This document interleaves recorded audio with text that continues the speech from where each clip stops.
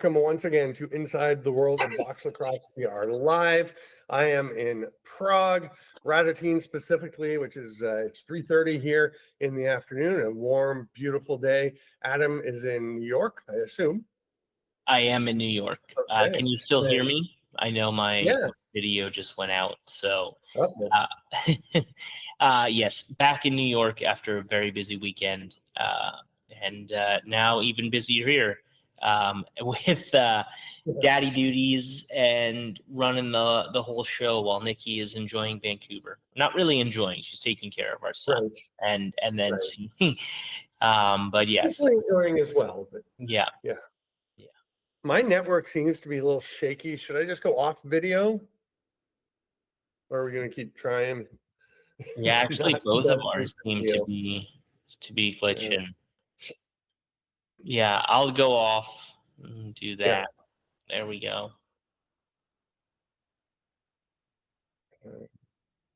Yeah. There we go. Okay. Things sound better? Yeah. Okay, excellent.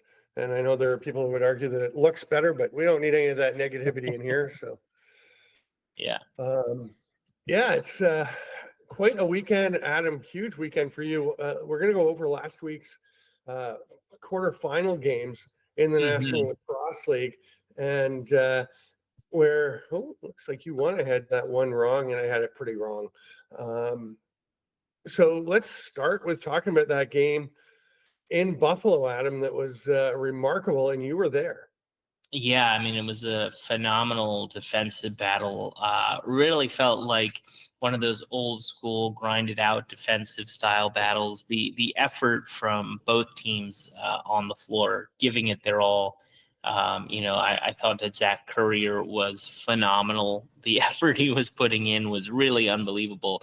I've never jumped out of my seat before for like hustle efforts and like picking up a loose ball, but he's so smart and he's so talented. He's just so like good at tracking down the ball. Unbelievable. Also scoring. He's just a great player in this league. But yeah, Buffalo, Matt Vince. I mean, it's really almost boring. Like I think about how many times I have to say, well, he did it again. Like, when's he going to stop doing this? But the crowd was passionate, as you expect. The amazing thing I thought was Chris Origlieri was fantastic. Played a great lacrosse game and lost. Gives up 5 goals, and you think, wow, this kid having a fantastic game, maybe the best game I've ever seen him play. Yeah, and he loses the game. I mean, that's a tough one to take in the playoffs. It's very tough for him. And then when you think about it, that not only giving up only 5 goals, but shutting out the Bandits in the second half. That is a very tough task to do, and to get that loss. So it's a tough one for him. But I also think we have to say that the last 6 quarters that we've seen from Christopher Origlieri should be very promising for the San Diego Seals, in the future, because he was great at the end against Albany. And then, of course, now here. So really promising stuff there. But yeah, what a game, what an environment. And now it sets up that very interesting semifinal, but we'll get to that soon. Yeah, and the next game, of course, Calgary is in Halifax.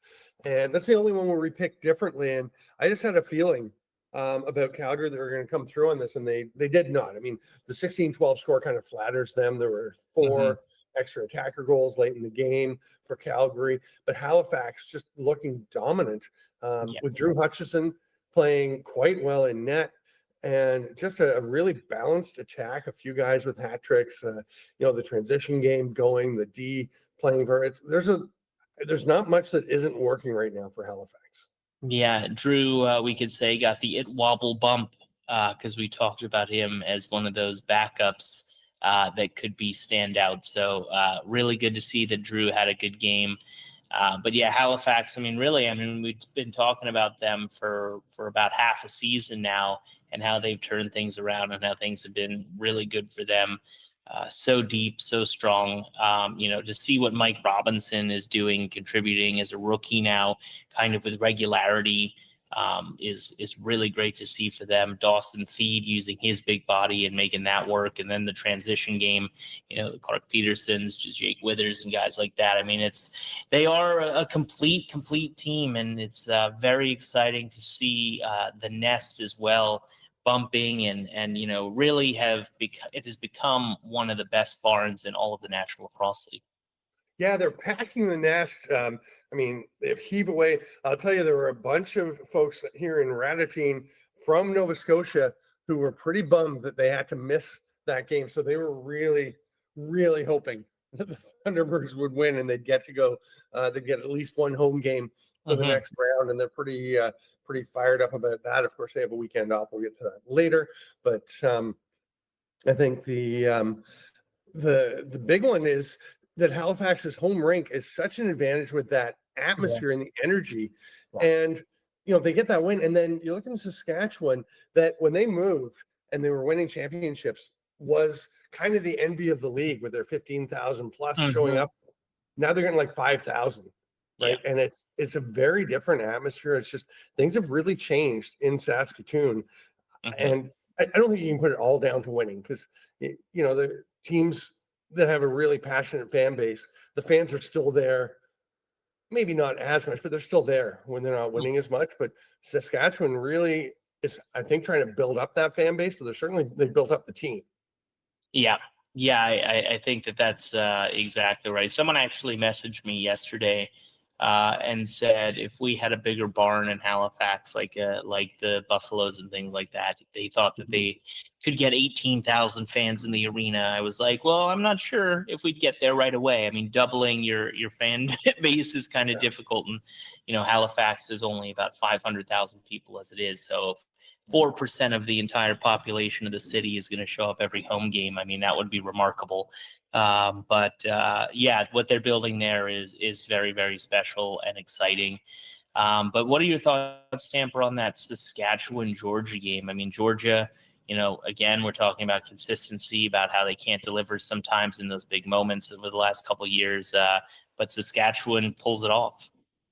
Yeah, and I mean, Saskatchewan had a really great performance from Jake Boudreau. I know two of the goals were empty netters, but he just was unbelievable as he tends to be. And I think the team as a whole, I mean, they've gotten back, it feels like, to that point where they know what they need to do in a given game to get the win. And that's huge because it's one thing to be good, but to be competitive, be up with the top teams. It's another in game to be able to do what you need to do. And I think they got that with the transition game again, as it always is, playing a pretty big role for them. And Frank Chiliano, that's been a question for him, much like it's been for Nick Rose. And we've talked all year, we talked a fair bit about, how Frank Chiliano is kind of almost following Nick Rose's career path 4 or 5 years behind. Yeah, where he's having good seasons, no great seasons, and then all of a sudden he hits a certain, gets into the 30s and starts really improving, getting more consistent. And Nick Rose, the big question has been, can he win in the playoffs? And of course, unfortunately for him, that question remains after Calgary falls to Halifax. Frank Chiliano answered that one pretty emphatically that he believes he can win. And he has won some playoff games, but not the big ones. So. It's going to be a big weekend, big couple of weeks coming for him. Yeah, and I think that, especially against a high-powered, seeming like a very clicked-in Halifax offense and transition. I mean, they're going to try and be moving the ball up and down the floor as much as they can, and it's going to be very exciting to watch, but it's going to be a big challenge. But then that final game, Stamper, Rochester versus Vancouver, I would say, that was probably the least interesting of the games, although Rochester definitely tried to get into that one at the end, but Vancouver held on and made sure that they could close that one out. But that first half performance from Vancouver was very impressive. And speaking of backup goalies, I know there was a lot of talk with among Rochester fans for sure about whether they should have gone back to Hartley once they put Hutchcraft in. And I mean, I know some of the Rochester fans are saying, hey, Coach Hazen keeps saying they're 1 and 1A. So if it's just not working for the guy who's starting, and you go to the other guy and it is working, Mhm. why don't you just stay with that? And Yep. it's a valid question. Yeah, no, it definitely is. It's interesting for sure, but I think it was one of those situations where neither of those guys were really clicked in like we've seen them to be this season. Kind of just, I mean, Hutchcraft, I think, played well. I don't know necessarily that I would have put Hartley back in. So Mhm. interesting. And it's a tough one for Hartley because he was one of those young goaltenders in those quarterfinals. And I had actually asked Matt Vince about with guys like Brett Dobson and Hartley and, even, I mean, Christian Del Bianco's been around for a while, but, a lot of the goaltenders that were competing in the quarterfinals were in their early 20s or mid 20s. And he was like, yeah, we've got a great future of young goaltenders in this league who are very capable. So, it was good for them to all get that experience. Unfortunately, it didn't work out for a lot of them. But Vancouver, yeah, they looked really good. And Keegan Ball, man, he is by far the most humble superstar, I believe, in the National Lacrosse League. Maybe Joe Rezateris is up there as well. But yeah, he is just so calm, cool, and collected.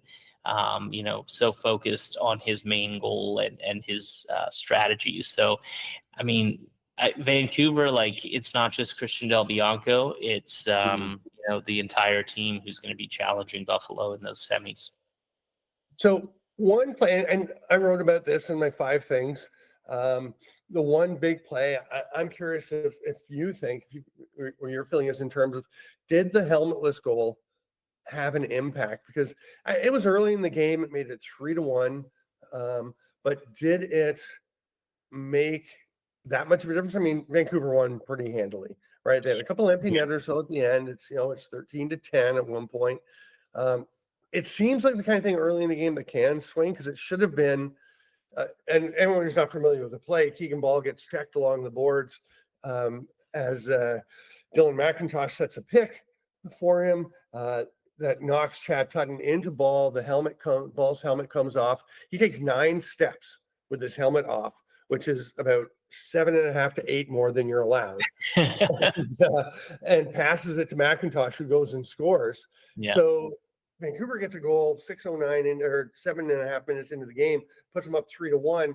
There should have been no goal. It should have been a penalty. Rochester on the power play trying to tie it up. And you figure Vancouver was probably winning this game anyway from the way it played out, but that's a tough look. Yeah, it is a tough one for sure. I don't think in hindsight that was going to affect how things were going. Vancouver did look like the better team on this night. And, we just went over, with Hartley. I don't think that would have shaped or reshaped Hartley's night in the way that he was doing. But yeah, I mean, it's one of those things. And I was talking about this. I was on another show, a couple other shows this week. And you do other shows? Yeah. And then, no, this was as a guest. Yeah, then I was we were talking about how in Buffalo it was the same thing. We saw helmets come off a couple times. I think we just need to figure out how we enforce guys making sure their chin straps are strapped and armed tight enough, because I cannot understand why they don't. But I mean, I think that, it is, if it's happening in the playoffs and these kind of incidents are occurring, I think we need to find a solution. Yeah. I mean, the solution, like you say, is pretty simple. Do up the chin strap. And, right. And the way to make that happen is you start it in the preseason next year. It's a point of emphasis. You make it clear to everybody, just like holding the stick and holding were this year. And you call it in the preseason. First time a guy comes on the floor, his chin strap's not done up properly, it's a penalty. And it doesn't take long for it to figure out. But I mean, even without that point of emphasis, it's kind of astonishing that Keegan Ball is running halfway across the floor with this helmet on. I mean, it's unbelievable. He did literally get to almost mid-floor. Yeah. With no helmet. Unbelievable. Yeah. But yeah, what a weekend it was. I was at that Vancouver game. It was great to see the team and great to see Coach Malosky after. That was very cool. And, to talk about kind of, what this moment meant for Vancouver. I mean, this was Stamper, the first pro lacrosse playoff win in the city of Vancouver's history. So very exciting time for Malosky and the team. And, I think that we knew that this was coming at some point. This is why they brought him in. This is what we expected from this organization. But, to be a real championship contender in year 2 is impressive. Yeah, that's interesting that you point that out, because last year my preseason write up about Vancouver, we do 3 questions, and one of the questions I had for Vancouver is Kurt Malosky a savior? And it was like, well, he's good. He's a really good coach. I think he's going to be more important as a GM. And the thing is, don't expect the playoffs this year, meaning, last year when I wrote it. And it's funny because I got a text from him saying, "Oh, I heard you took a hard line on me in your preview." I was like, "I don't think so." I like, have you read it yet? And he's like, "No, we're good." But people were thinking it was disrespectful. I think that I was saying, don't expect this whole thing to turn around in 1 year and they make the playoffs and everything. And they almost did anyway, but they fell into that 5-way tie and didn't quite make the playoffs. But this is what I kind of expected to see was, now I don't know if I would have said they were going to host a home playoff game and get to the semis this year, but I thought there'd be this kind of progression. And, the Del Bianco trade obviously has expedited that. But yeah, I mean, Malosky, you can't question the job he's doing there, and the team is looking really good. The next challenge, and I know they're not thinking about this yet because they've got the semis and the finals, hopefully for them. But the next challenge is going to be they're getting older quickly on defense, and that, at what point do you have to start cycling through with guys like Ryan Dilks and Matt Beers and Brent Mitsky, who are also playing well. But, as Bill Belichick always said, you're better to get rid of somebody a year early than a year late. Yeah. I mean, like, the whole team was just so clicked in. I mean, 4 goals and a lot of other points from your defense and transition guys. And I think in terms of coaching, and I got to speak to a lot of the guys after the game, and they love playing for Mouse, and we've heard this for so long. I mean, everyone in Calgary loved him. And we'll have to see over the offseason if some of those unrestricted free agent guys want to go back and play for him. That's still to be determined. But yeah, I mean, like, they love how he connects with them. And I would say that there was some really cool moments, like and it really speaks about a man's character, in the post game. It wasn't just like, oh, he did the press conference and then he left the room. Like, there was staff and journalists, and he talked to me, he talked to Steve Ewan. There were some other people there, and he was really engaged and listening and talking about things that weren't lacrosse and asking about life. And, that's what I've heard that he does with his players too. And sometimes he can, tell it like it is. And sometimes that's tough for people to hear, and often that's what people need to hear. And the way that he can balance those 2 things really seems to translate into incredibly positive results. Yeah. So an interesting thing, you talk about the potential influx of free agents, people wanting to be there, and how important that is. That with the way this program is going with Malosky there, people want to come and be part of it, right? How many spots are there on this team for free agents to come? Because I mean, you're going to want to make a few changes. There's some spots I'm sure they're going to want to bolster or maybe shift a little bit, but it doesn't feel like there's room for what we would really call an influx to me. When you just look at the roster, they've got guys like even on the draft list. One guy that I've been really impressed with this past week is Brian Robb, who's on their draft list. He was playing for the Victoria Leprechauns here in Prague, and we're going to talk about that in a bit, but he was fantastic. So there are some, I don't know that there's like this massive openings for people to come into. I think it's more tweaking now than the big changes. Well, yeah, I mean, it'll be interesting to see, and I'm not saying that there's a free agent or free agents out there that would, you'd want to give up a haul like you maybe or a lot like you would for Christian Del Bianco. But, it is interesting. Mouse is very particular with the guys that he likes and the system he likes to play. And so, does he make a sacrifice, even if it's going to be tough, I think, for some guys, as you say, you've been great, but I really need this guy here, so we're going to send you someplace else. It's just going to be interesting to see how it unfolds. So maybe not just signings, but maybe, acquiring them through deals. Yeah, good point. And I mean, the one thing, and I was talking about, the defense getting older, for an example, but Yeah, exactly. I mean, you've got Owen Grant and Reed Bowering, Ramos Shinato. Yeah. You've got some young players in there. Brian Robb's another one that's in the pipeline. But I think that's where you're going to want to probably do some bolstering. Yeah. I would think that they would definitely want to do that. And another guy that has not really been in the lineup as much this year, but another really interesting young prospect on the offensive side is Ryan Sheridan, and he's just another piece of what are they going to do with that guy. Yeah, and Sheridan is an interesting one on the right side. Of course, you got Peyton Cormier on the left side. Yeah.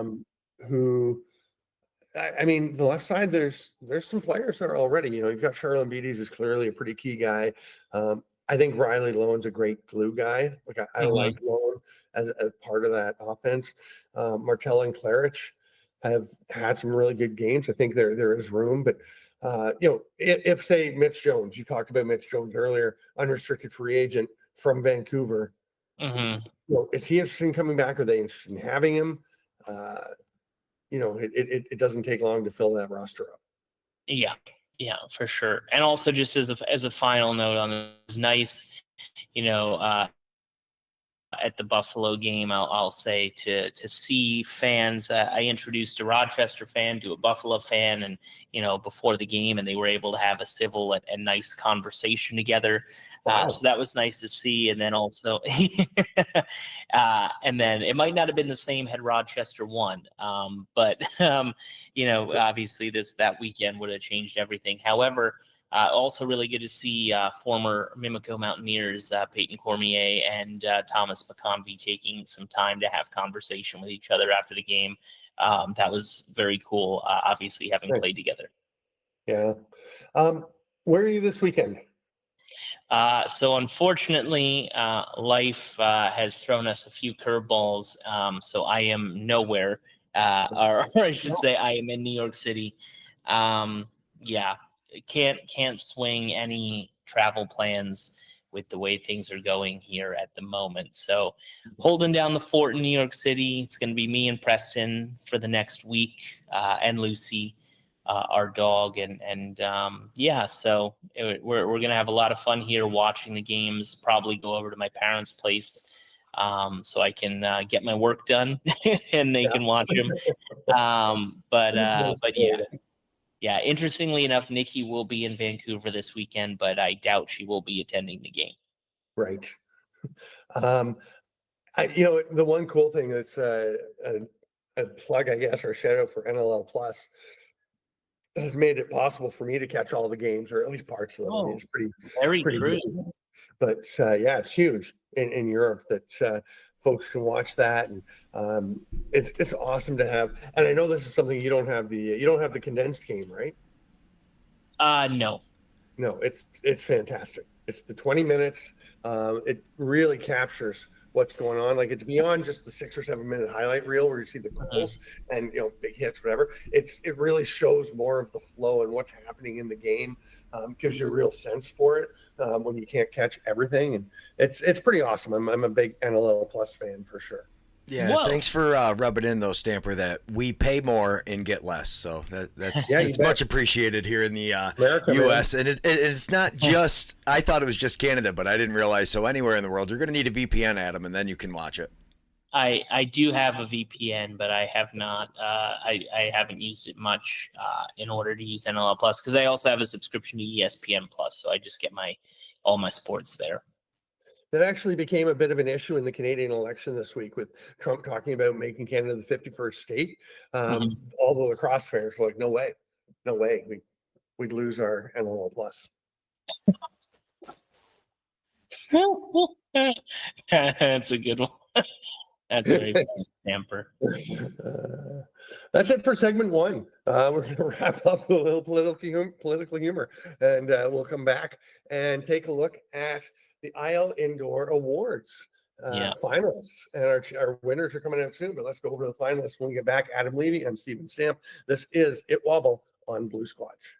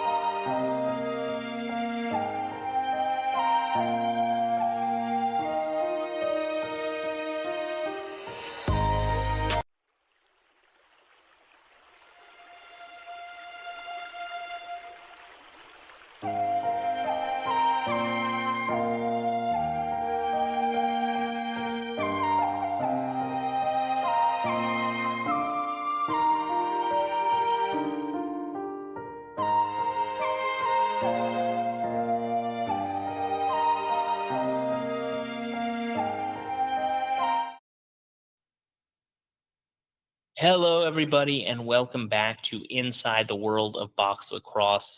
Very happy to have you back for section number 2 of ITWOBL, because now we are going to be diving into the awards. Of course, as the playoffs are happening, award season is here. All the media members have gotten in their votes. They were due this past Friday, so all of the votes for the league awards have been submitted, but Stamper and I have our IL Indoor Awards.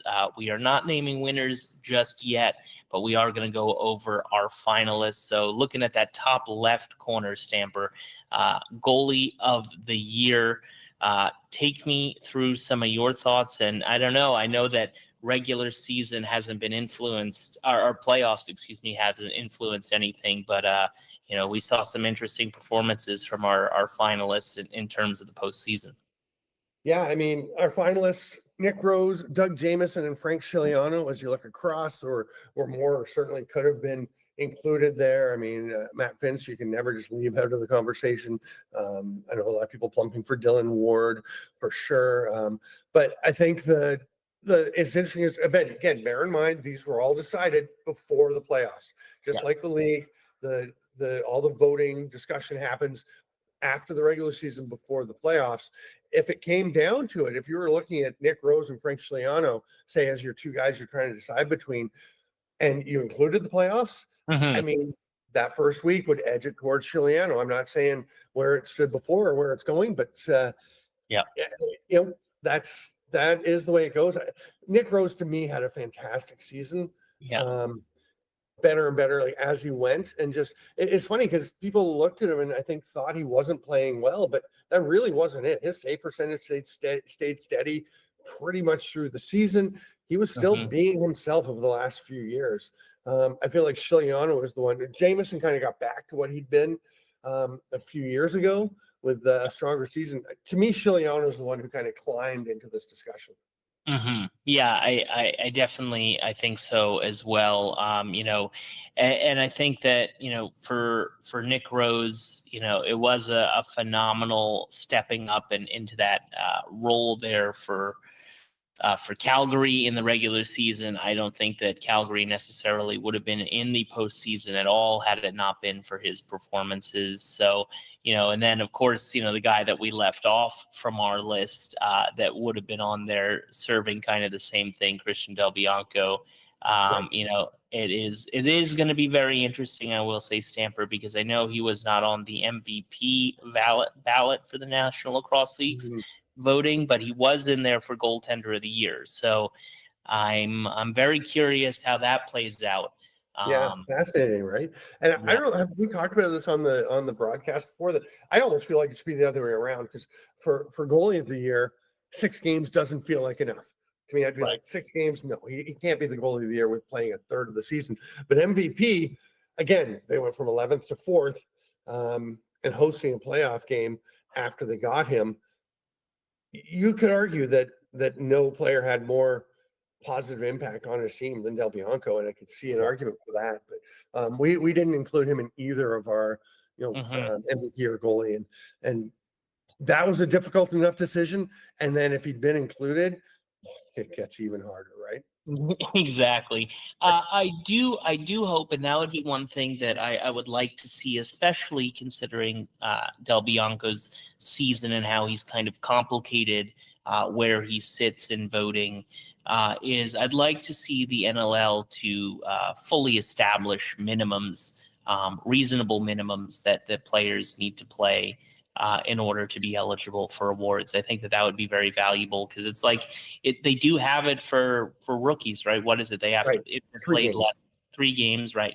So, I think you need to have it for awards as well, because that would have cleared a lot of things up for Del Bianco. And, I think, voters would have been voting very differently had they known beforehand and even as they were voting what was eligible.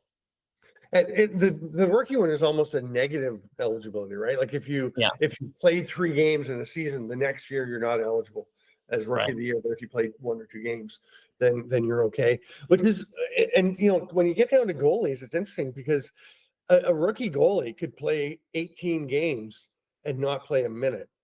Yep. But they'd have had the practice season, so I see why. It would be a factor, but it almost seems like for a goalie rookie, it could be different in that they might not see any playing time. So, I'm with you. I'd love to see standards established, and it's the kind of thing that I'm not sure it comes up until you have a situation like this. It just doesn't really occur to people, really.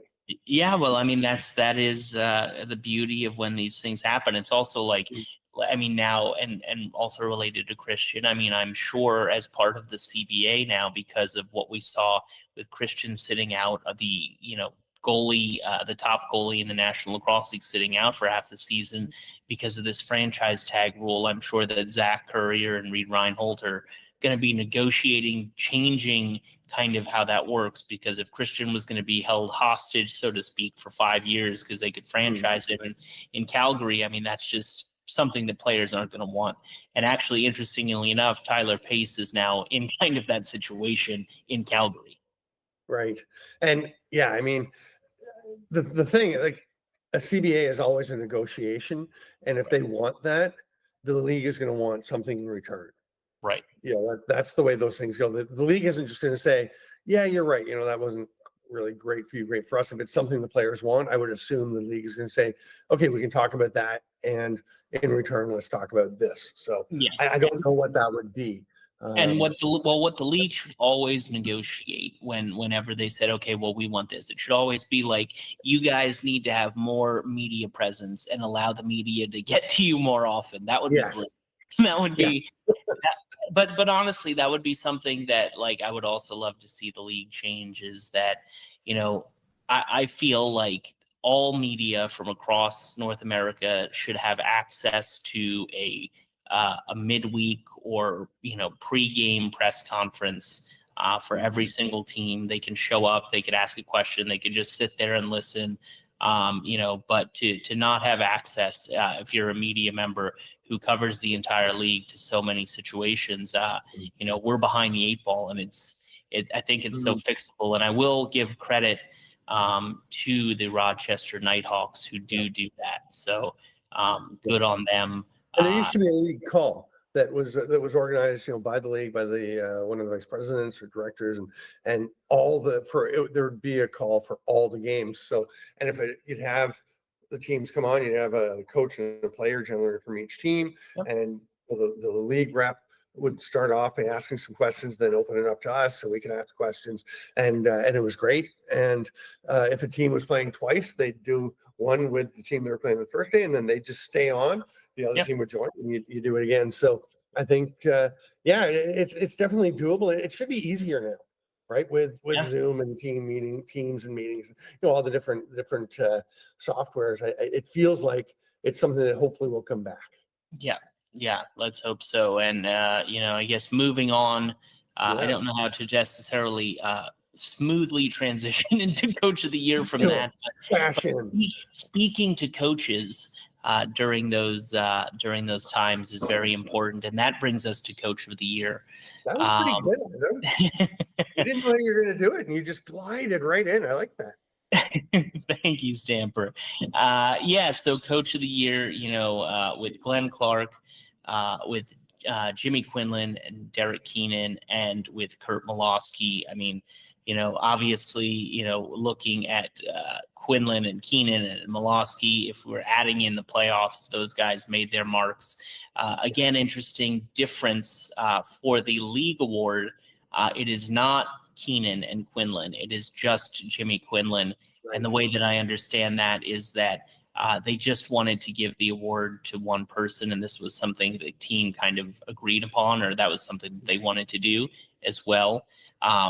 But as we also all know, and every coach that I've ever asked about the Head Coach of the Year award, the Les Bartley Award, is that they think that it should be Staff of the Year. They think Coach of the Year is a silly title because they know that they couldn't do what they do without their defensive and offensive coaches, and really everyone that's on the bench there. So just because it's got the name on the award, they know who's with them and part of that team.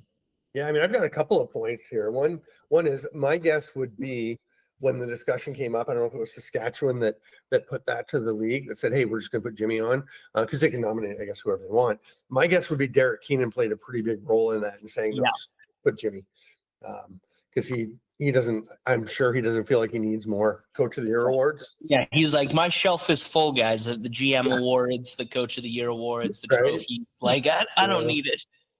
And the other one is, it's not always, I mean, we've seen this in other sports where winning Coach of the Year doesn't exactly mean you're locked to be staying as your coach of the team. I mean, Troy Cordingley, I believe, was fired by Toronto right after being a Coach of the Year. Rich Kilgore, was he coach? He was Coach of the Year once, I think, and didn't wind up sticking in Buffalo when they went full time with John Tavares. So, it's no lock that you're a long termer either. It's coaching is a very much what have you done for me lately trend, which played into our third candidate, because there were lots of people who could have been the third. I think Malosky and Keenan Quinlan were pretty solid contenders 100%. for ours. Glenn Clark, I know we talked about, if he gets that team into the playoffs, he's got to be in there, because he was just what a job of keeping them going, keeping them motivated and fired up and going after it. And they came so close. And I think that was great, It is interesting because, like, I mean, I do feel like kind of what you said, that there were other people that we could have put on there. Mike Hazen, could have been a guy that we put on there. And I would also just say, no disrespect to anyone that we left off of our 3 finalist lists. There was a lot of impressive coaching performances around the league, and I think that it gets very tough. And I think also that's why the league maybe protects itself by giving you a chance to vote for 5 people instead of 3. So more people get some credit. And a discussion that always is had around the coach of the year thing is it for the person who's done the best job coaching that year, regardless of how their team does, or is it, as so often is the case, a team that's improved? And you're like, oh, well, they must have coached great if the team got a lot better. And I look at Saskatchewan and Vancouver and think they've had trajectories going anyway, and it kind of comes to fruition this year. I definitely think John Tavares needs to be part of the conversation. It's easy to say, well, he's got all that talent, he's got those players, you can roll them out, but it's not quite that simple, right? You've got to manage the personalities, the players, the challenge of being a back-to-back champion and coming out and having the motivation. And I think John Tavares deserves a lot of credit for the ongoing job that he does in Buffalo. No, I couldn't agree more with that one. And it is interesting because I do think that it is a disservice to him almost because his lineup is so good, and we're like, oh, you could put anyone on the bench and they do just fine. But I think that you're right. When it comes to and I want to frame this in the best way possible. When it comes to the ego of the Bandits, when it comes to the star power of Dane Smith and Josh Byrne and some of those guys, like to be able to manage those personalities, you need someone who has achieved great heights, but is also kind of a personality and knows how to have that kind of that swag as well. And so I think that that's why that works so well. Shall we move on to other players who are on the direction towards achieving great heights? Sure. Yeah, let's do it. That wasn't bad. It wasn't quite as smooth as your segue to the coaches, but it was okay. No, it was good. I liked it a lot. To me, this one, the rookie of the year, our finalists, Dyson Williams, Adam Poitras, Will Johansson, was probably one of the easier ones to narrow it down to 3 finalists. I mean, there's some other players. I think Mike Robinson that you mentioned earlier, Brendan O'Neill, you can't ignore. I thought Jack Follows in Calgary just played really well, and especially as the season went on. There are players, Jackson Webster. I think there were some players, but these 3 to me were pretty clearly the guys. Oh yeah, I agree with you on that one. But a great rookie class. So many we were treated because a lot of guys, because of those COVID years, we got to see the 2024 and 2023 stars really shine this year, and they delivered in so many ways. And so it's going to be very exciting. And you mentioned Webster, and so for Poitras to have the year that he had, and then with Webster as well. That is very promising for Las Vegas. But, the Albany team, I mean, we've been talking about how amazing their young stars are, and to add in Dyson and Will, really special. And, that team, the potential is through the roof, really, amount of talent. Last year, they had 2 Rookie of the Year finalists. Including the winner and Alex Simmons and Ty Kurtz, who could, in any other year would be a really good winner for the award. And then this year, honestly, Zach Masson is not like completely out of this conversation. Masson could be part of this group. I mean, I don't know if it's ever. I can't imagine it ever would be 3 players from the same team as the 3 finalists for Rookie of the Year. Oh man, that would be well. Masson could fit in now. Adam Poitras was well above. I mean, he was incredible with his scoring and his defense, his caused turnovers, his two-way play, his forecheck is just he's among the best forwards in the league at the forecheck at the two-way game already. So the big thing? I mean, it doesn't happen very often. Can a defender win the National Lacrosse League's Rookie of the Year?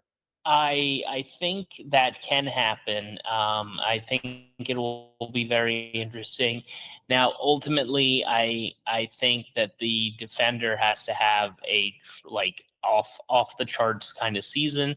I believe the last rookie of the year to do a defenseman was that Jake Withers a few years ago. Yeah, and then going And way back to Brody Merrill before that. yeah, and so look at the seasons that they had, and with Jake, it's not just it's the face-offs, it's the caused turnovers, it's the scoring. I mean, it's phenomenal stuff. And then if you think about it from another standpoint, a guy who didn't win it, but could have won it, that was a defensive guy, was Reed Bowering. But that just kind of shows the standard that you need to hit as a defensive player. So I don't know if it happens this year. Too, right? Was a Yeah. finalist last year. Yeah. So yeah, And there are guys, and it's good to see that they're getting some recognition. I don't know what the final voting totals are in a given year for the league, but it'll be interesting this year, because if ever there was a year, it's where the forwards didn't really score up, like pushing some of the top rookie scoring years ever, guys like Randy Stotts have and Simmons and that.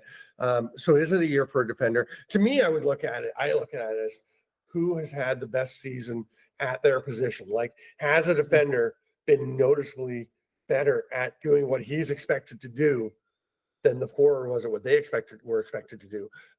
Williams and Poitras were awfully good this year. Was Johansson better in his detransition role than they were in their forward role? And that's where it comes down to your individual consideration. But I would think he's got a pretty reasonable chance. Yeah, and it is interesting. I don't know if you did this subconsciously in your foreshadowing, but you talked about if three guys from the same team can be finalists for Rookie of the Year. Well, it just so happens, as we know, that the Toronto Rock are holders of the first three draft picks next year. So I guess absolutely foreshadowed that. I just because I only thought of it right now as you said it. So we'll have to be talking this time next year to see if that ends up playing out, because I mean that could be possible. Yeah, and I mean it's interesting because you look at, I mean, who knows who those picks are going to be, but you got to figure CJ Kursk is going to be one of them most likely, and he'd be a strong candidate. I think another guy who's a pretty solid bet to be one is Braden Saris. He was the Major Series Lacrosse Rookie of the Year last summer, and it's probably going to be up there. And whoever else they take, whether it's on the forward or defender, I think it's going to be pretty fascinating on that one. What do we want to go to next? Do we just pick one, or is Charity going to bring one up? Yeah, you can pick one, and we'll run with it. Let's go to the unsung hero. Yeah, how about that? So Colton Armstrong, Taylor Jensen, Brett Midsky. This is such a hard category. You could have, you get 20 or 30 deep on this, and I think there are so many. It tends, I think, to lean towards defenders because they don't get as much credit overall. There are some forwards though that could. Someone like, interesting, a Graydon Hogg, who's a rookie, who I think did a really good job for Rochester. I was at the time that he was drafted, I thought, wow, why did you trade your pick to go get him when I didn't feel it was necessary for them to move up the way they did? But you can see what they liked in him. He's gritty. He's got some Poitras in him in that forecheck. So there's guys like that all over the league. But these three, I mean, Colton Armstrong is right up there for caused turnover leaders on the Thunderbirds with Graham Hossack and Jake Withers. And he's just gotten better and better. I love the story of Colton Armstrong, who was a junior C guy. He literally came and spoke to me 1 year before the draft and was like, what do you think? My situation for the draft is, and talked about it, checked over everything. Turns out his draft year had been the year before. Okay. Nobody knew because he played junior C his whole career. And if they knew, I don't think it occurred to people to draft him. And now, I mean, he was fantastic in the Arena League, earned his way on with Rochester, came to Halifax with them when they moved, and he's just gotten better and better. And he is such a good player, and probably doesn't get the notice that he should, which is the situation for these guys, right? Yeah. I mean, I think, like you said, I mean, that is why it is called the Unsung Hero Award. And it is interesting for our nominees, I mean, to have a captain on there in Brett Mitski, and to be holding down the fort, with some of those other veteran guys like Ryan Dilks and Matt Beers. But that the composure that they all have, and how that makes Christian Del Bianco's job easier, and how that's going to whatever Mitski and those guys are going to be teaching Bowring and Grant is going to shape this club for a long time. And so with the kind of rewards that are always that are already kind of coming from that veteran experience and leadership of a guy like Mitski, it's hard to ignore his presence. Let's spin the wheel of awards roulette and come up with our next category, and it is going to be transition player. I love it. Yeah. So this one, I'll tell you, this was hard figuring out. Like, do you include Zach Currier, who's one of our finalists, Owen Grant and Jake Boudreau, the others? Do you include Ian McKay? I think McKay, you have to at some point be like, no, he's really been a forward a lot of the time, so that was a factor. But who do you include? I mean, Currier played quite a bit of forward, but he also came back a lot, or he just go back and forth a ton, right? And Grant and Boudreau both just playing such huge roles on their team. Grant just in his second year, Boudreau's been in his third or fourth. He's just been getting better and really kind of stepped it up to the point where you just couldn't ignore him in this conversation. Yeah, no, totally agree. Just a quick point on Ian McKay. I know he was on NLL Box Out with Mackey and Coop, and he even said that he was like, I don't really consider myself transition anymore because I go out the front gate all the time and play offense. But when I used to, and it's like, oh, so even you're saying you're not in that position, but you're up for the award as a nominee. So I always find that interesting. Yeah. Was he on the ballot this year for transition? He was, yeah. Yeah. And Nick Weiss. Oh, Nick Weiss was as well, right? I think so, yes. That's another guy I think I gave serious consideration to that, discussion. I think Nick Weiss was fantastic. He was great this past weekend. Oh my goodness. Yeah. And he always is. And he can be unsung hero because people don't get how good he is. Because again, you've got Priolo and and McKay and Paul Dawson gets a lot of attention. So it's kind of spread around. But Weiss is a guy that I tell you other teams don't like to play against. And one name we haven't mentioned who would be ridiculous not to at least include in this conversation is Ryan Terefenko, who scored 38 points. I mean, it was just at stretches where he was just having more impact as a transition player than anyone in the game. I think one of the reasons he's not part of this is he's not quite the defensive player that some of these guys are. That to me, that's a really important component. Yeah, I definitely think so. But if we're looking at our nominees, for me to see Zach Curry, I've seen him now play in a couple of weeks. I got to see him in Albany for that regular season game, and then I got to see him play in Buffalo. And really, really just unbelievable performance in Buffalo. Really, like I said, when we were recapping the games, he was just phenomenal, and he's been electric all year long. He is really just, should be an MVP consideration. It feels almost every year he's been so great. But Owen Grant also great, and man, just such a good guy. Like he's just like such a happy-go-lucky, like easygoing dude. It looks intense. I've never spoken to him. I know. So no, he's I guess we could say because of your perception that he is deceptively nice, unexpectedly nice, but I'm not saying he's not nice. I've only seen him, playing games. I haven't spoken to him. And there are guys like that, right? That they're so intense on the floor. And then Steve Priolo is an example of a guy that people around the league hate Steve Priolo. He's so hard to play against, and the floor, the game kind of takes over sometimes. But you will not find a nicer guy and a better guy to talk to off the floor. And that sounds like what Grant is like as well. Yeah, no, definitely. You can look at this picture. He just looks like intimidating. Yeah. Anyway. And then of course Jake Boudreau, phenomenal, just excellent. I mean, it's for our three, like you said, this was the toughest one picking these three finalists. It's very difficult. But what other awards do we have, Stamper? What else do we have? I believe next up will be GM of the Year. I kind of felt like that was coming. So we have some repeaters from the Coach of the Year with Derek Keenan. He's a GM on his own in Sask, so he's just up on his own. And Kurt Malosky and Mike Board. And of course, the Del Bianco trade was huge. And, that's a big part of why Malosky is here, I think, because he did that. But he's been putting this team together and just the way he's brought the pieces together. But I think Mike Board deserves credit on the other side for, I mean, could he have gotten more? I think we all feel like at some point, maybe earlier, maybe he could have gotten more. I don't know. Maybe it wasn't offered, but that's quite a haul. I mean, Braden Laity being part of it, I think. My guess is that deal isn't happening without Braden Laity. Mm-hmm.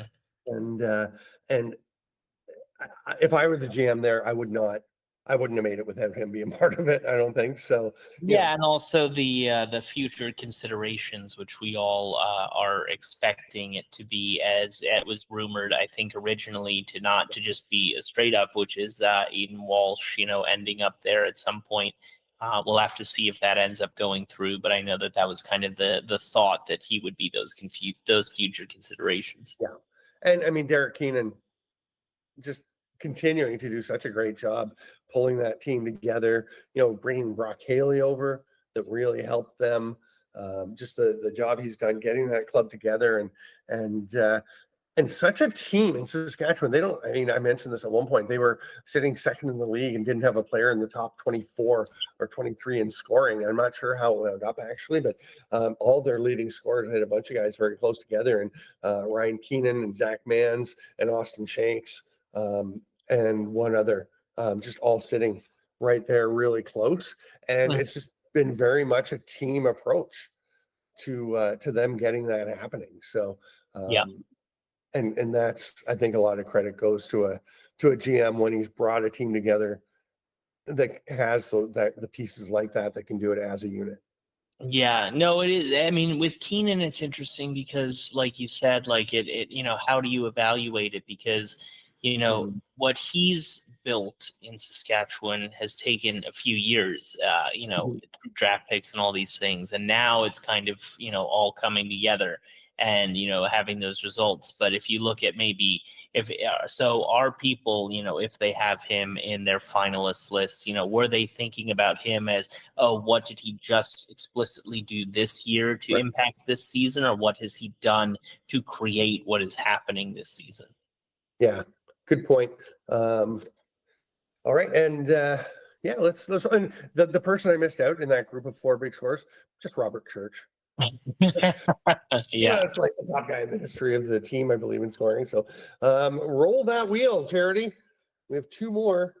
I have a sense where we're going to go. I think I'm going to guess that we're going to Defender of the Year. Okay. Oh, we go to most valuable player. I was so close. 50-50 chance, and I blew it. All right, MVP, our finalists, Jeff Teat, Dane Smith, and Connor Fields. And again, you have the Del Bianco discussion. You have Smith or Byrne. Who do you include from Buffalo? And if we were doing the discussion again, if we're voting again, maybe Josh Byrne would go in if you're doing it. I mean, it could go any way. And it's just an unbelievable field this year. Really, really tough to pick. Mm-hmm. Yeah, and our three candidates, I mean, it's really like, I think for Jeff, I mean, who contributed more to what happened with their team this year. And I know that, we said last show, we were talking about a guy like Zach Currier, you have them, have him maybe in that conversation, but yeah, Jeff, Westberg, it's one of those situations where it's like, okay, Jeff really performed so phenomenally for the Black Bears there.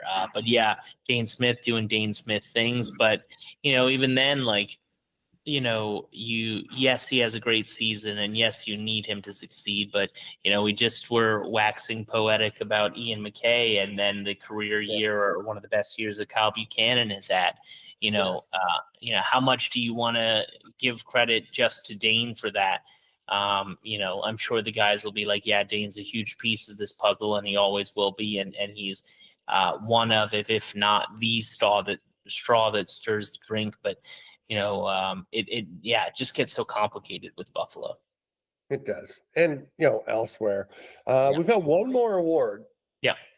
to take a peek at, and that is the one I just guessed, Defender of the Year.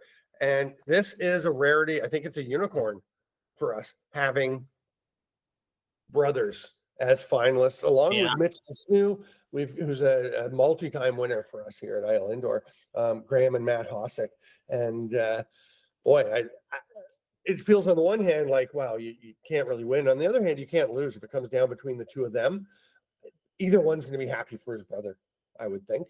Like the Hosick family is going to be like, hey, as long as one of them wins. Mitch Desnu is right in there. Boy, he may suffer from being, with Toronto and Philadelphia, two teams that didn't make the playoffs. But man, that's for neither team is that because of Mitch Desnu. He was fantastic. Still tough as nails. Still scores a bunch. I thought when he went to Philadelphia, he changed the feel and the dynamic of that team. Not quite enough, as it turns out, but I mean, will he turn out to be worth the first round draft pick that they gave up that turned out to be a top 3 overall to give up for him and Corbeil when they didn't make playoffs? I don't know, because I feel like he's going back to Toronto. I feel like that's what most people think, is he's going to go back to Toronto as a UFA.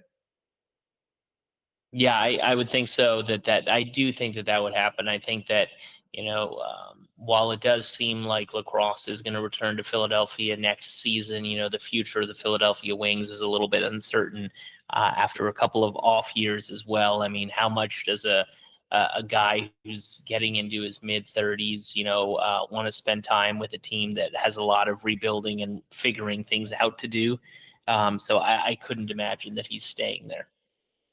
No, but I mean, the Hosicks, right? He had a great year, and the Hosicks. It's interesting, how many people called us new? Like, is he a lock to go back to Toronto? I don't know. I mean, if I was a GM in the league, I'd be giving Mitch Desnu a call and feeling it out. 100% on my team. Yeah, and it's interesting because we have the two brothers, the Hosicks, in our finalist group, and I would hope that the media teams of both Saskatchewan and Halifax really hype up how cool it is that two brothers will be competing against each other in the semifinals in this weekend in their game one in Halifax, and then the two back-to-back in Saskatchewan. Yeah, we're going to get to that actually as part 4. We'll get to the humiliate the hosts, which wasn't very humiliating last week. We got 7 out of 8 between us. That's pretty good. You were 4-0. I was 3-1. Nothing to hang one's head about. But first, we're going to take a bit of a peek when we come back from break at the Alex Trubetsky Memorial, where I am in Radotín, Prague, Czech Republic, because it's been a spectacular week. And there's some players that are here that are former or current NLL players.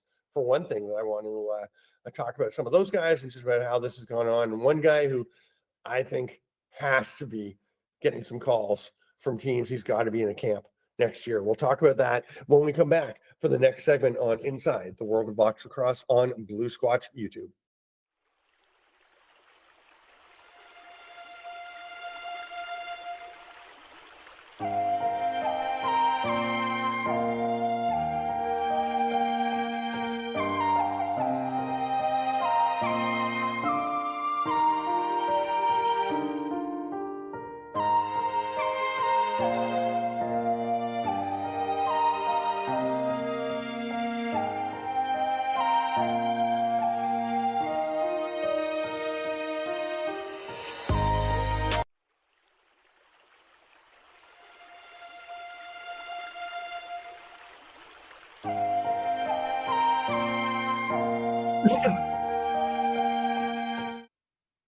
Welcome back, lacrosse friends, to Inside the World of Box Lacrosse.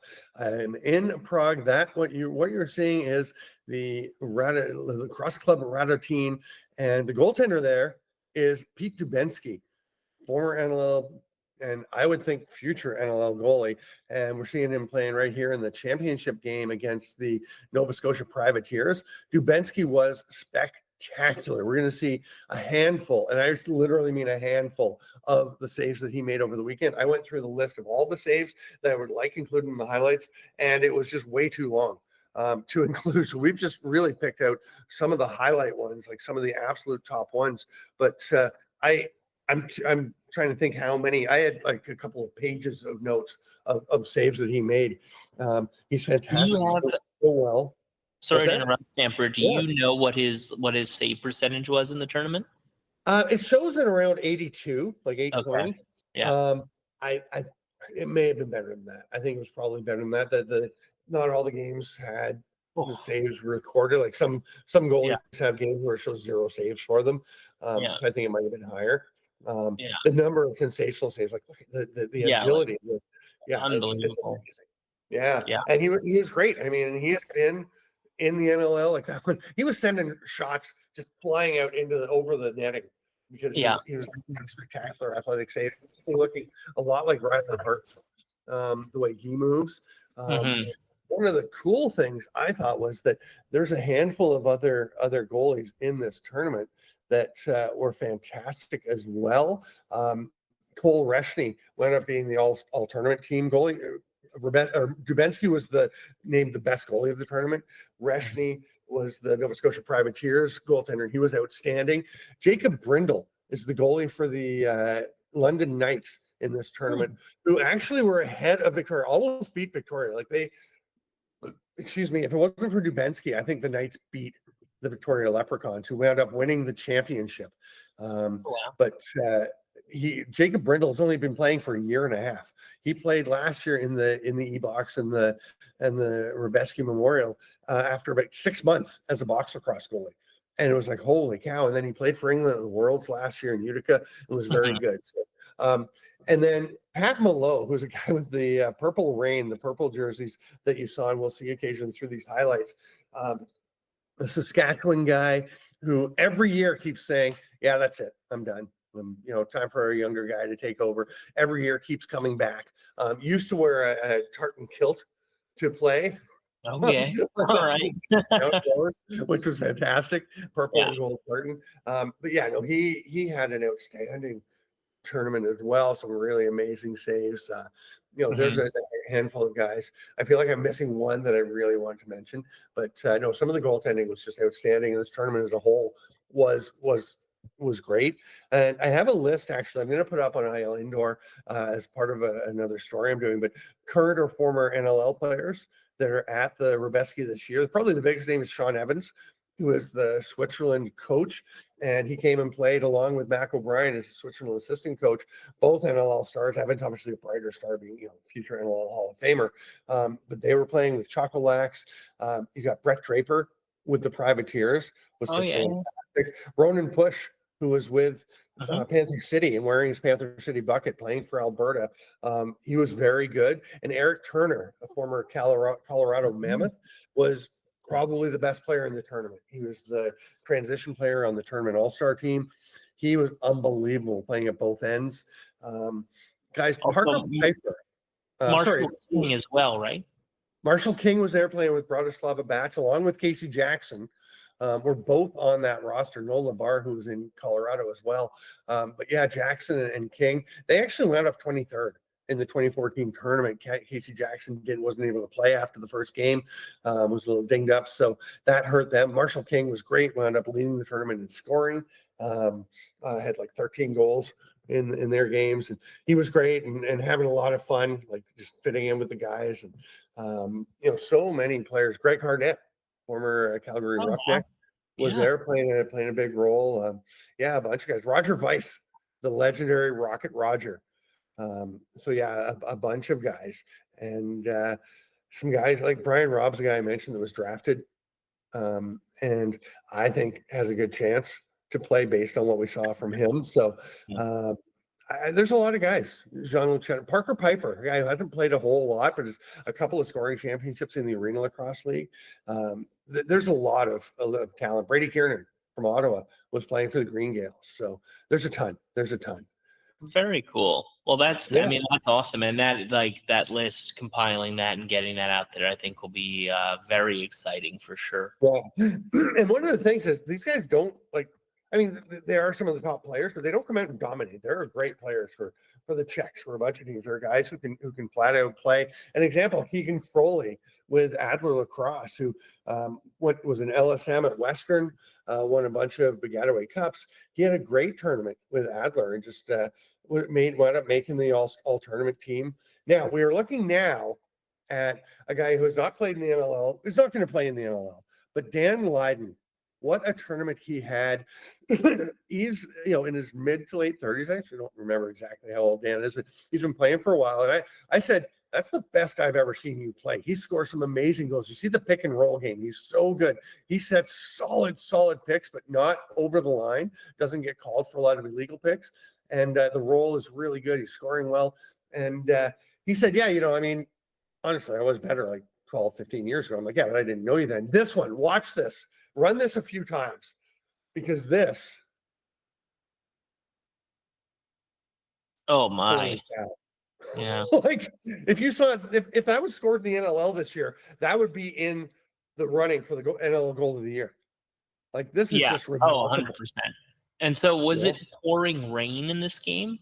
Yeah, so it was actually. It was raining. Not pouring, but it was raining fairly steadily for about for 1.5 of the days. So the field got a bit slick. So that's why they had to go out with the squeegee sometimes and squeegee off the cameras. But I mean, this goal is just a beauty. And Dan Lydon's a beauty. I wouldn't mind if he tightened up the shorts. We don't need to see that underwear. I gave him a hard time with that during the tournament.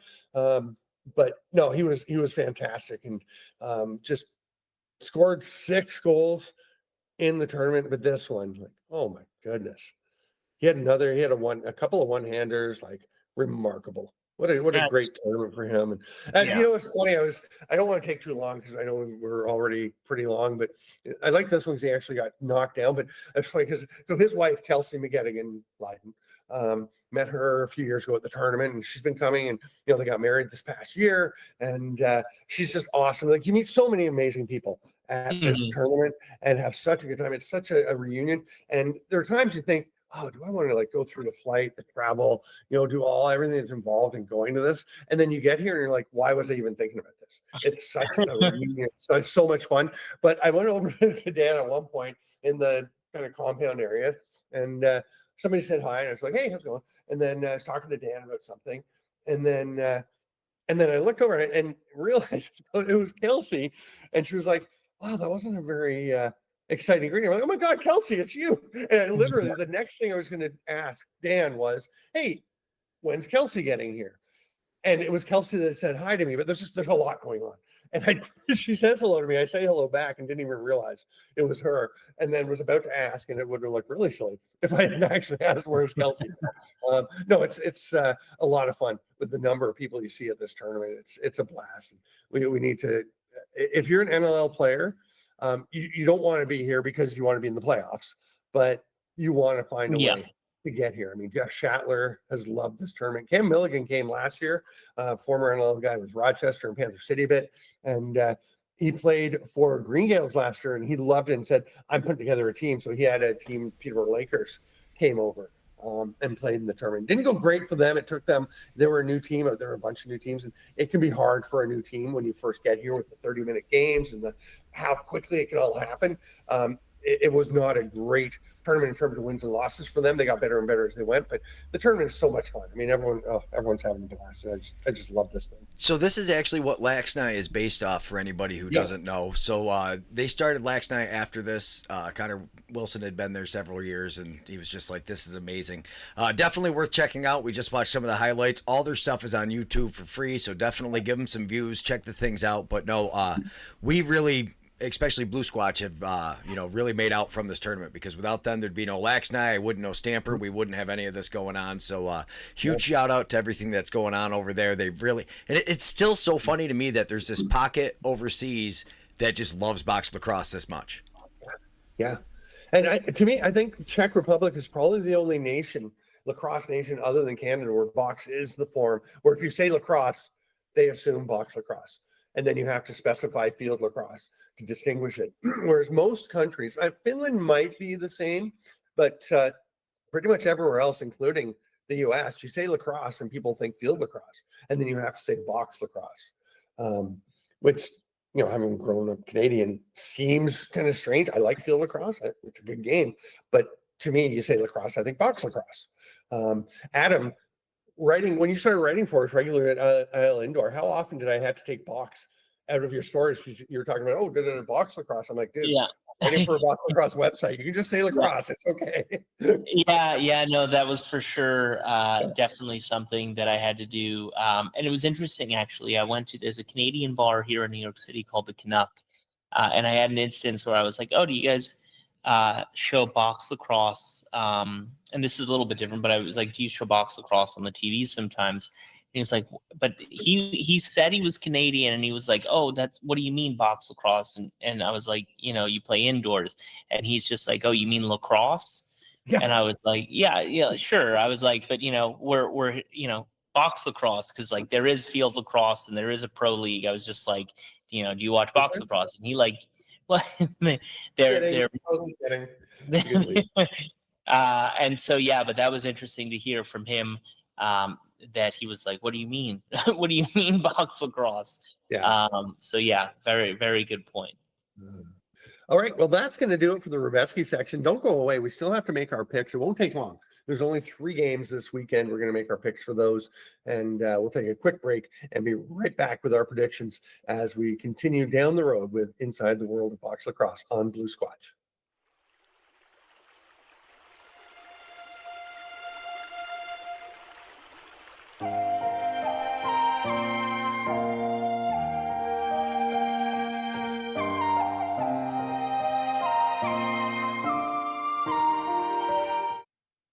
Hello, everybody, and welcome back to this final section of this episode of Inside the World of Box Lacrosse. I'm Adam Levy, Stephen Stam, Greg and Charity Beecher in the behind the scenes there.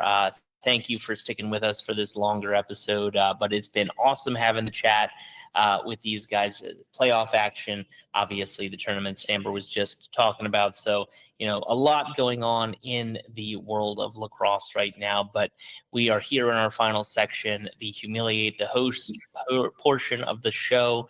And we've got 3 games this weekend. We might know who is going to be moving on to the finals in the Vancouver and Buffalo series. So Stamper, starting with that game on Friday, who are you going to take in that one? Yeah, may I just say, as we came up, we don't have video because we're having some issues with the internet reliability, both here and for Adam. So we decided to go just sound for now. But I was shaking my head as we came up. Why would you guys do me like that? Rolling the playoffs into the regular season. It actually doesn't matter because I lost last week anyway, and I lost the regular season. But why would you put him up by 2? I just don't understand what's going through your head sometimes. Not much, if you're wondering. That's the problem. I actually just realized it as we were doing it. I didn't explain to Charity, who's not always sports specific, so doesn't realize the importance of playoffs versus the regular season, but it will be fixed for next week. Okay, because this is my chance to come back and tie this up or take the lead in the playoff one. And it's so hard. It is always hard when you have a home and home series.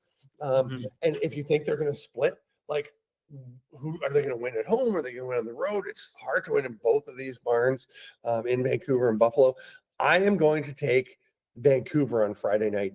I think they keep rolling for now. I think they go into Bandit Land and shock everybody. I think Vancouver gets a win on Friday. Wow. Yeah. Okay. Yeah. That is, if that happens and Vancouver beats Buffalo twice in Buffalo, my God, that would be impressive. Bianco, Keegan Ball, Owen Grant. They're gonna bring it.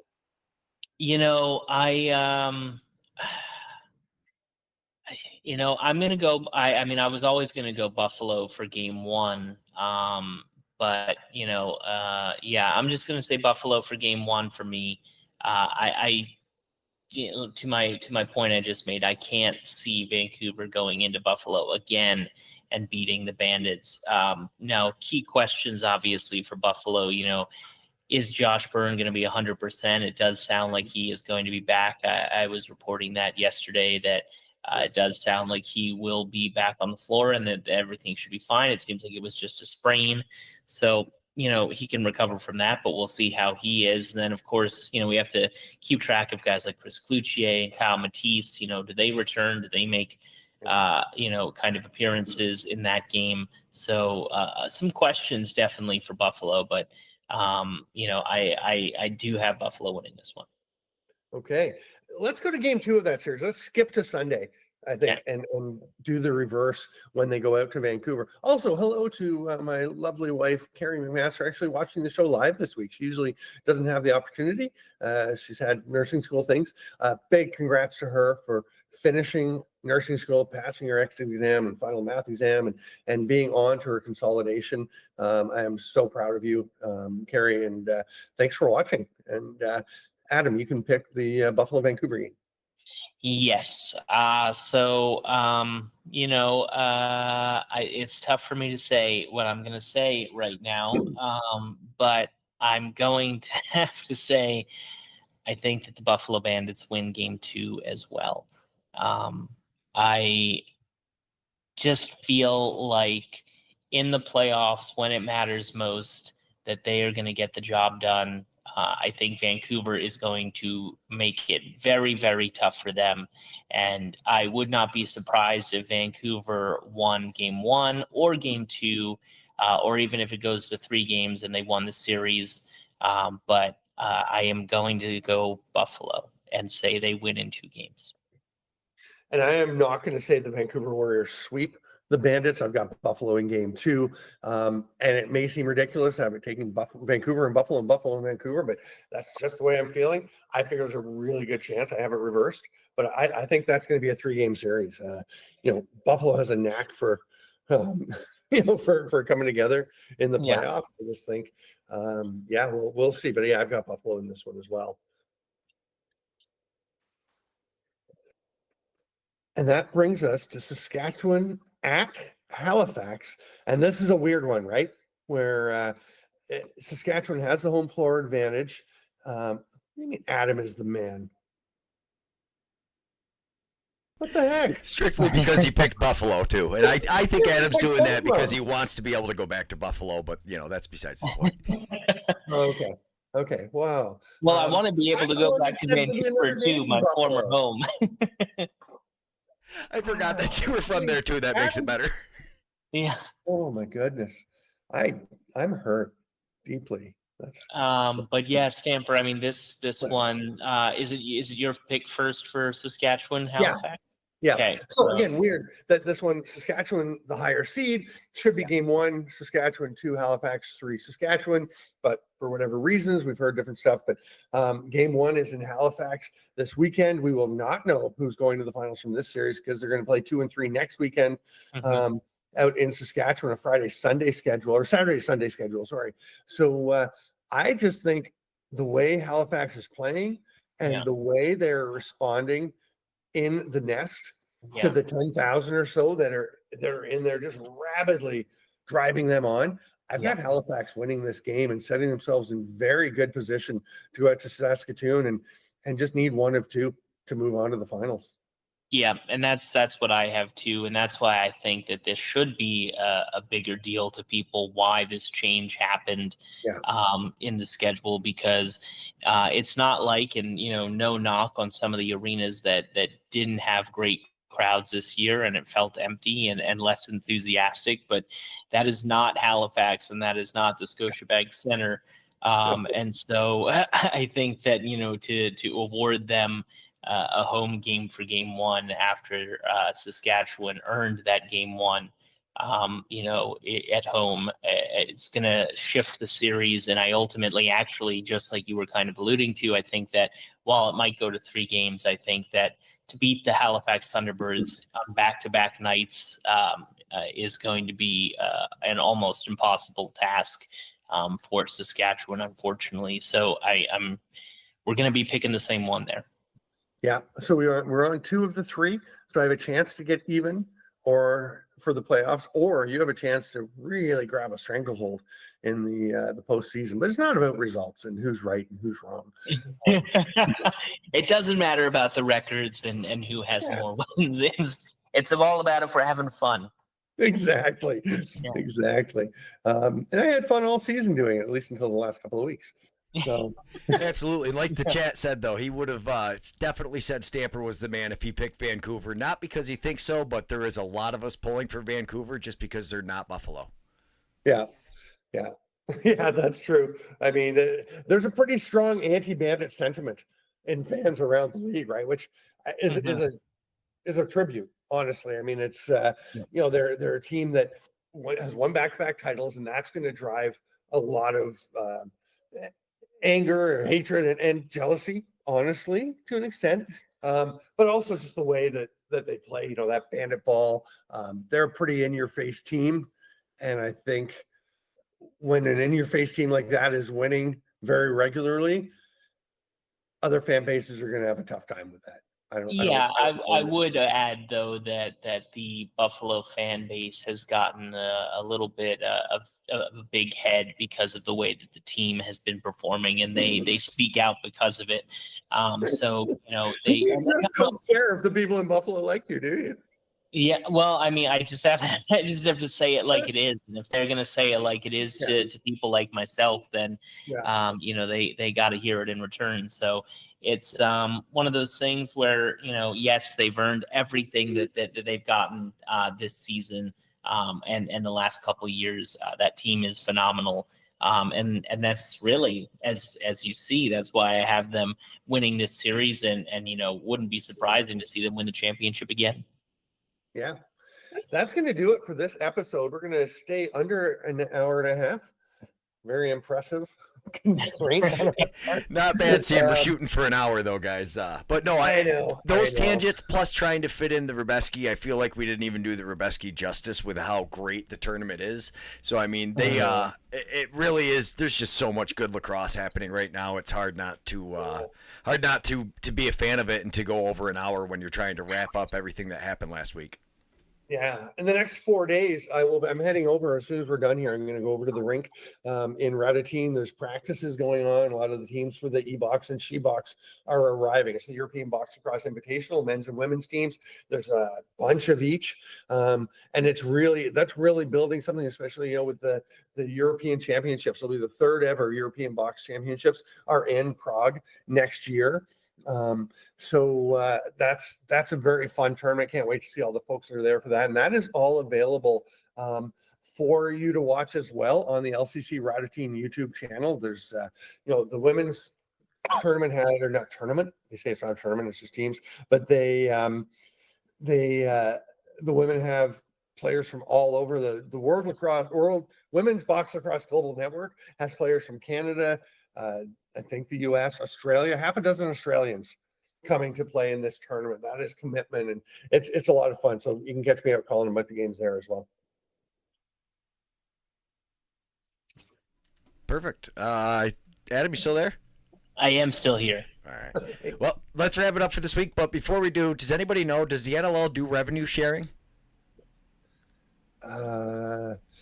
Between the teams, because if not, it's not the way that the National Football League does, for instance. Right, because there's also no salary cap. So Buffalo, I feel like there's a salary cap. There is a salary cap. Okay, I didn't know there was. For sure. Yeah.